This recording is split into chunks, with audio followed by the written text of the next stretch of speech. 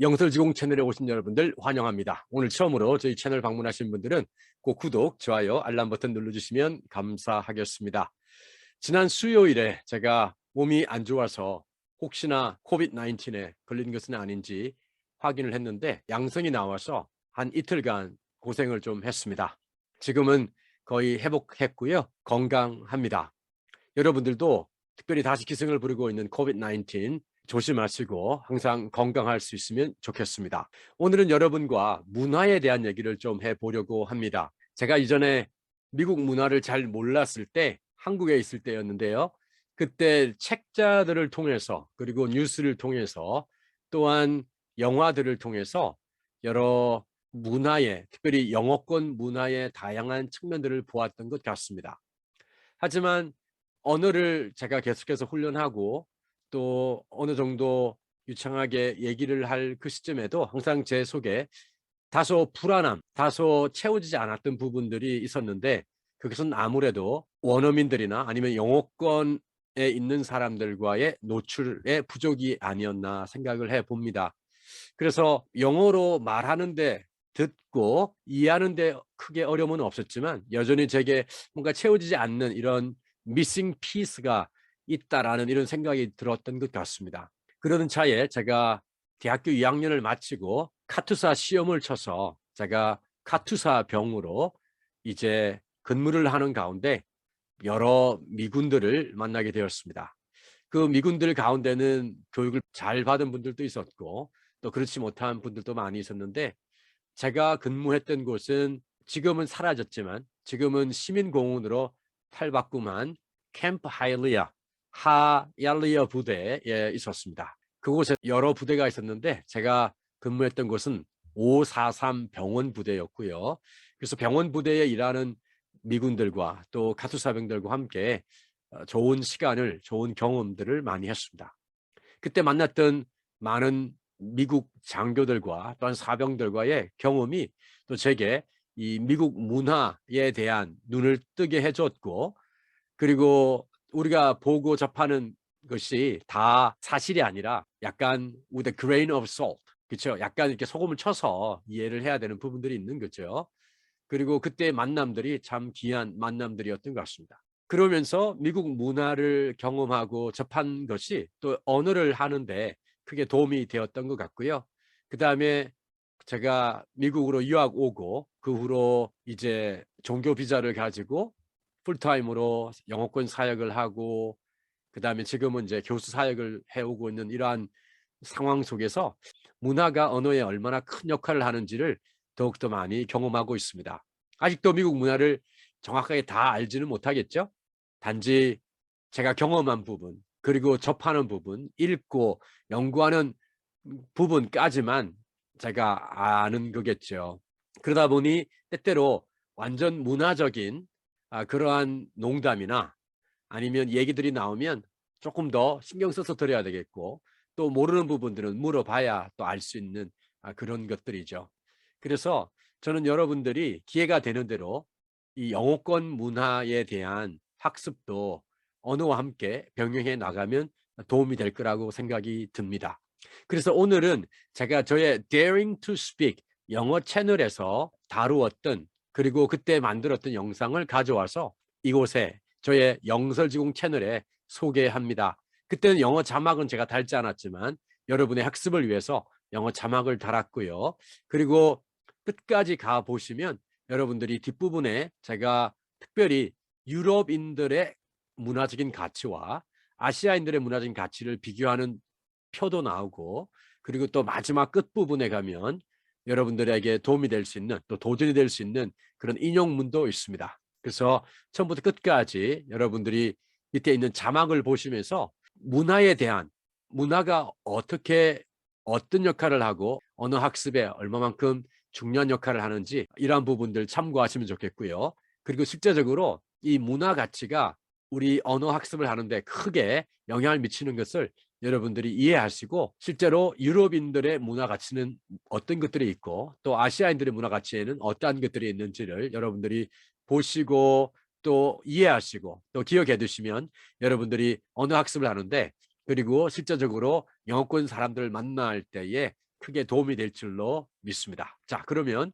영상을 보시고요. 또 자막을 잘 이용하셔서 또 어떤 부분들이 좀 빠르거나 이해가 안 되는 부분이 있다면 멈춰서 다시 한번 생각해 보시고 그리고 들어보시고 그래서 여러분들에게 도움이 되는 그러한 영상이 되면 좋겠습니다. 자, 그러면 영상을 보도록 할게요. How fluent are you culturally? Culture plays a very important role in language learning, especially in improving one's ability to speak English. In this video, I'll talk about the importance of culture, more specifically, learning cultural values, which make people tick. When people say, when in Rome, do as Romans do, they refer to the importance of learning the culture of the host country. If you ignore it, you'll be perceived rude, ill-mannered, ignorant, and even ugly.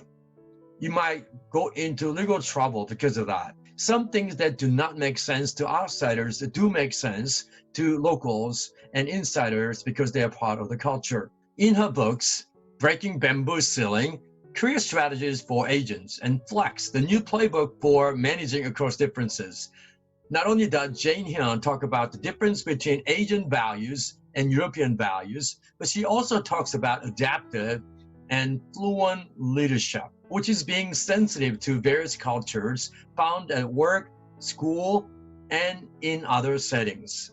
When you are in a European country, you need to be aware of Europeans' values and engage them with those values in mind. You don't have to agree to all of their values, nor do you have to buy into them. Some people go overboard by making their children embrace all the European values while neglecting their own beautiful values. Going extreme does not help. Knowing and studying and understanding European values, however, helps you better interact with them. There have been academic journals that discredit Asian values, arguing that those Asian values are not unique among Asians because those values are also found in Europeans as well. However, there are more academic journals that deal with Asian values that are applicable to Asians. Apart from individual differences, some generalization is inevitable. What are Asian values and European values? There are many, but some of the major ones are deference to authority versus independence, lack of confrontation versus confrontation,